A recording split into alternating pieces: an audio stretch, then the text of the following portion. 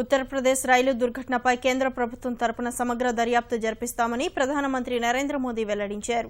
ఉత్తరప్రదేశ్లోని ఆగ్రాలో భాజపా పరివర్తన్ ర్యాలీలో పాల్గొన్న ప్రధాని మృతులకు ప్రగాఢ సంతాపం తెలిపారు. క్షతగాత్రులను ఆదుకునేందుకు రైల్వే శాఖ పూర్తి స్థాయిలో పనిచేస్తోందని ప్రధాని తెలిపారు. క్షతగాత్రుల కుటుంబాలకు తగిన ఆర్థిక సాయం అందజేస్తామని మోదీ హామీ ఇచ్చారు. आज सुबह ही कानपुर के पास रेल दुर्घटना के कारण अनेक लोगों की मृत्यु हो गई, अनेक लोग घायल हो गए। भाइयों बहनों, राहत के हर बचाव के हर काम चल रहे हैं।